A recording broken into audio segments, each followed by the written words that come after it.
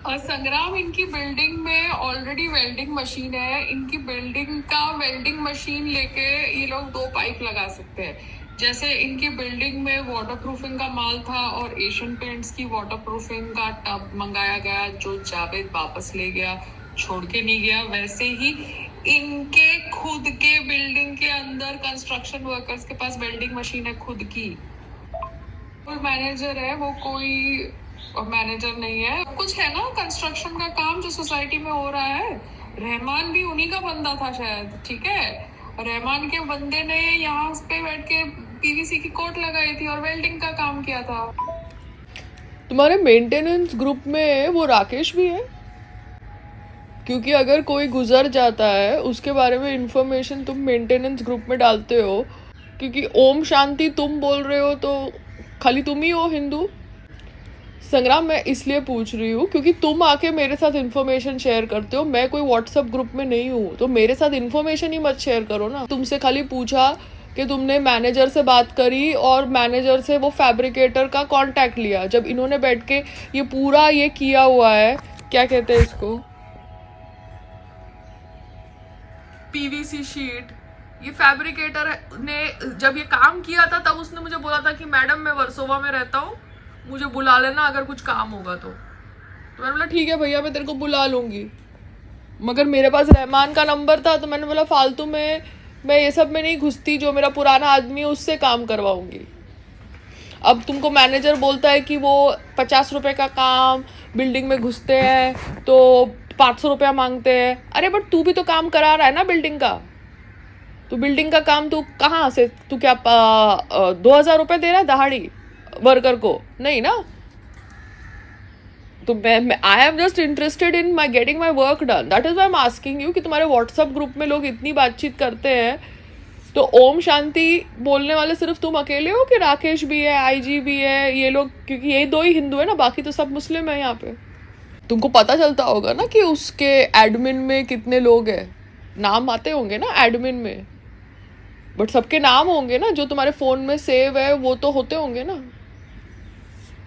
I am just trying to tell you, क्योंकि अगर आप ओम शांति लिख रहे हो तो आप अकेले हिंदू हो, क्योंकि हिंदू भी कोई होगा वहां पे वो may God bless the soul लिख रहा है, ओम शांति नहीं लिख रहा। क्योंकि यहाँ पे कन्वर्टेड हिंदूज भी रहते हैं। क्योंकि आपने बोला 17 माले ने इन्फॉर्मेशन शेयर करी, तो 17 माला तो काफी क्लोज हुआ ना फिर सबके। तो फिर उसने घर क्यों खरीदा जो टेरेस के नीचे घर था? क्योंकि दोनों आईजी और राकेश हिंदू है और दोनों टेरेस ओनर्स हैं। तुमने मुझे पूछा कि मैं उस ग्रुप में जवाब दूं कि नहीं दूं, तो मैंने तुम्हें बोला कि ठीक है, इंसान तो सब सेम ही है, मगर अगर तुम्हारी पेटी रिक्वायरमेंट्स भी सोसाइटी का मैनेजर पूरा नहीं कर सकता और व्हाट्सएप ग्रुप अलग चीज़ों के लिए है, तो फिर वो ग्रुप में जवाब देने की भी ज़रूरत नहीं है। शशांक ने बोला है कि अगर तुमको कोई 10 करोड़ रुपए दे रहा है ये सो कॉल्ड टेरेस का, जन्नत का, तो तुम टेरेस बेच देना, ठीक है? तो 10 करोड़ लेके मैं ये एरिया से निकल जाऊंगी। तो अगर तुम्हारे कोई ब्रोकर फ्रेंड्स है तो उनको बोलो 10 करोड़ टेरेस का है, कोई इंटरेस्टेड पार्टी है तो बता दे, ठीक है? जैसे बीएमसी ने मेरे को सेकेंड ईयर की परमिशन देने के लिए फिर से अंडरटेकिंग करवाया, जबकि बीएमसी सेम ऑर्गेनाइजेशन है जिससे मैंने लास्ट ईयर परमिशन ली, सेम एरिया के ऊपर रिन्यूअल के थॉट प्रोसेस से, मगर बीएमसी ने मेरे से फिर से अंडरटेकिंग करवाई और इंडेमनिटी बॉन्ड करवाया। वैसे आज की तारीख में अगर मुझे ये घर बेचना है तो मैंने ये टेरेस की अंडरटेकिंग बिल्डर के साथ करी है ना, तो ये टेरेस की अंडरटेकिंग जब मैंने बिल्डर के साथ करी है, अब अगर मुझे बेचना है तो नया जो बायर होगा वो अंडरटेकिंग मेरे साथ करेगा, मगर वो अंडरटेकिंग को ये सोसाइटी एक्सेप्ट करे ना करे, we don't know. That is why Amit Makhni ने अपना फ्लैट नहीं बेचा है। मेरी बात सुनेगी, एक मिनट शांत रहे, रिकॉर्ड करती रहती है, सुन मेरी बात, कर रिकॉर्ड से। कोई भी सोसाइटी किसी की भी हिम्मत नहीं ना औकात है कि इसको वो उपयोग ना करने दें। संग्राम, आई am talking about legality. Legality बात कर रहा हूं। एक मिनट शांति से सुनो। ये जो एरिया है ये एरिया में तुमने मुझे बोला कि रणदीप हुड्डा तुमको बोल रहा है या एजाज खान तुमको बोल रहा है हेवी डिपॉजिट और रेंट फ्री स्टे, ये इलीगल प्रैक्टिस है as per income tax law. I am talking about law. तो जब हमने घर खरीदा और अगर 14 साल तक उसकी ओसी नहीं आई है, हमने टेरेस की अंडरटेकिंग बिल्डर से करी।